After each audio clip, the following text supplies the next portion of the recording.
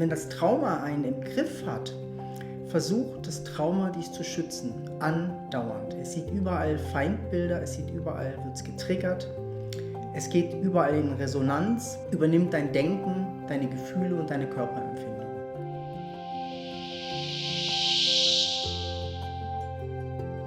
Um das zu verdeutlichen, haben wir ein super Beispiel.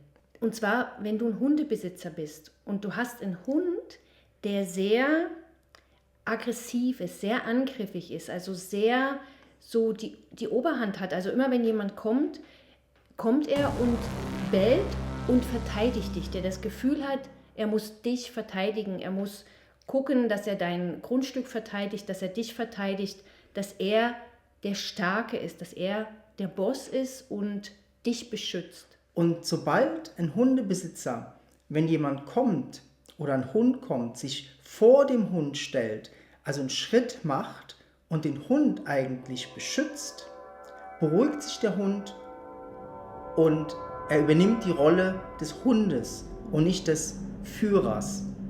Und so könnte man das total gut beschreiben, auch mit dem Trauma. Wenn das Trauma einen im Griff hat, versucht das Trauma, dich zu schützen, andauernd. Es sieht überall Feindbilder, es sieht überall, wird es getriggert, es geht überall in Resonanz, übernimmt dein Denken, deine Gefühle und deine Körperempfindungen. Aber um es zu heilen und um das Trauma wie die Möglichkeit zu geben, sich auszuruhen oder zu entspannen, braucht es dich, dass du mit deiner Wachheit und Aufmerksamkeit wie einen Schritt vor dem Trauma machst. Also dass du das Trauma in die richtige Stelle rückst, weil nur da kann es heilen.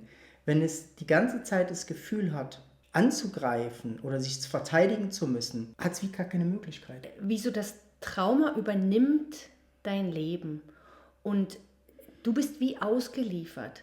Und das ist eine mega unangenehme Situation.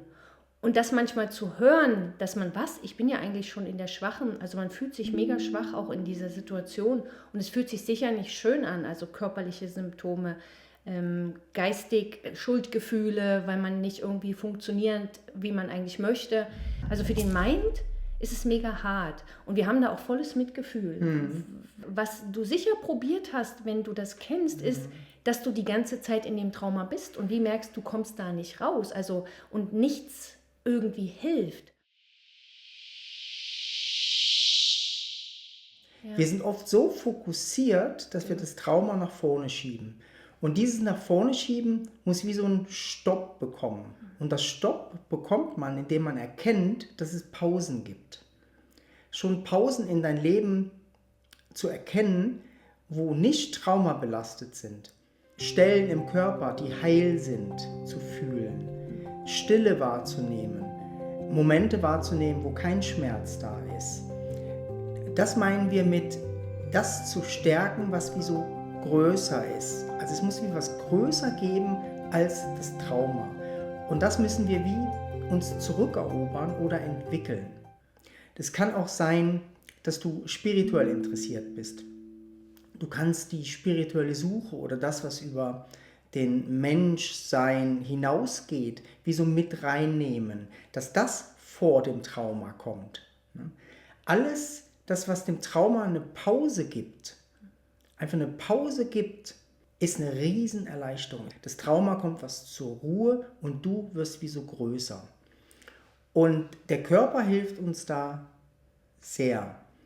Wenn wir durch Berührung oder durch Körpertherapie erfahren, dass Stellen vom Körper absolut heil sind, wo kein Schmerz ist, wo kein Trauma da ist, wo ein wohliges oder ein lebendiges Gefühl drin ist, dann macht das was mit dem Gehirn. Also das Gehirn geht wie so einen Moment raus, aus dem der Schmerz ist immer da.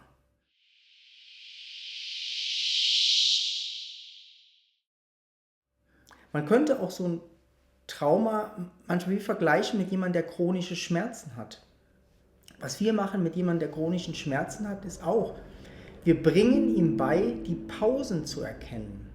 Weil der chronische Schmerz ist nur im Mind, der wird wie erschaffen. Das ist eigentlich ein Bild, was die ganze Zeit bleibt und andauernd irgendwelche Körperempfindungen hervorholt. Und genauso ist es beim Trauma. Das Trauma ist nicht die ganze Zeit da. Aber das müssen wir tatsächlich erkennen. Und jede Pause, jede Stille, die wir reinbekommen durch Meditation oder durch eine Körperempfindung, was anderes oder auch durch Ablenkung, erleichtert. Wenn du dir irgendetwas suchst, wo so dein Herz hingeht, also es ist wie wenn wir die ganze Zeit in diesem Schmerz drin sind, dann ziehen wir uns wie aus dem Leben zurück. Also da ist auch nichts mehr, was uns Freude macht, da ist nichts mehr, was mich am Leben hält. Und das ist dieser zerstörerische Mechanismus vom Trauma, dem wir entgegenwirken müssen, also wenn wir leben wollen, indem wir uns was suchen, wofür es sich lohnt zu leben. Indem wir was kreieren wollen, Genau. was Neues kreieren wollen, wie was Größeres in unser Leben bringen als das Trauma. Das ist eigentlich so die Grundidee davon. Wenn wir das Trauma zum Boss machen, und das Trauma verteidigt sich, ne? Das stimmt nicht, es ist die ganze Zeit da, da kommt viel Ablehnung am Anfang halt einfach auch. Und das Trauma wehrt sich manchmal, dass es Körperempfindungen oder Zustände bringt. Wie kann man zum Beispiel leben mit Angstzuständen? Wie soll ich was kreieren mit Angstzuständen? Aber da ist das genau dasselbe. Bring was in dein Leben, was größer ist als die Angstzustände. Und das ist nicht abwertend gemeint. Man kümmert sich um das Trauma genau so. Wie so ein Bewusstseinswandel. Ne? Diesen Bewusstseinswandel muss man eigentlich wie reinbringen in sein Leben. Ne? Und am Anfang fühlt sich das vielleicht komisch an, weil man das Gefühl hat, man verdrängt was nicht richtig ist. Aber wenn man genau hinschaut, stimmt das nicht. Die Lücken sind da. Das Heilsein ist tatsächlich da. Und wir verdrängen nicht das Trauma, sondern wir holen es in die richtige Position und von da aus kann es heilen.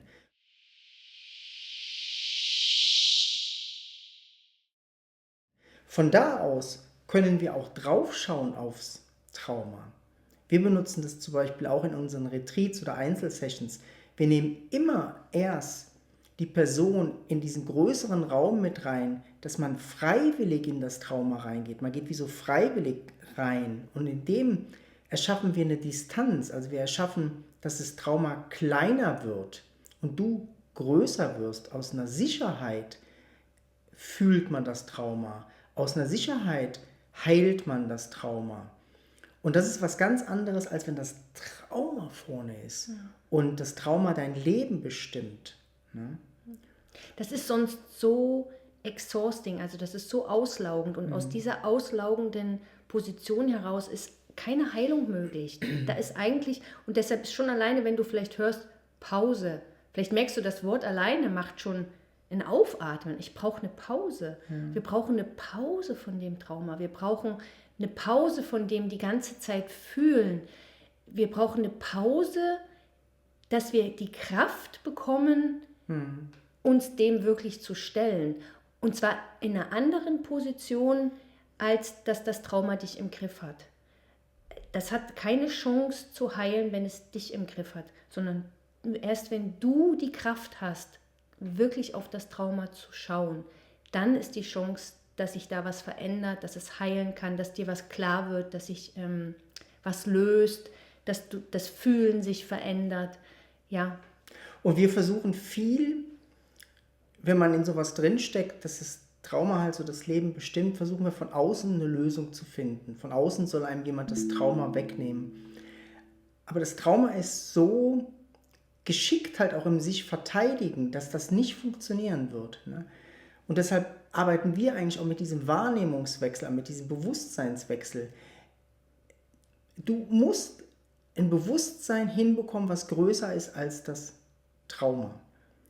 Und dann bist du Herr der Lage über das Trauma. Da ist was, wo die Situation überlebt hat. Die Körpersymptome sind da, die Gefühle sind da oder die Krankheiten sind da, die das Trauma ausgelöst hat. Das wollen wir alles nicht verneinen, aber es ist was da, was es überlebt hat.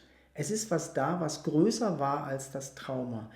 Und das zu stärken, das ist unsere Arbeit und das wollen wir eigentlich dir vermitteln, dass es eine Möglichkeit gibt, das zu heilen.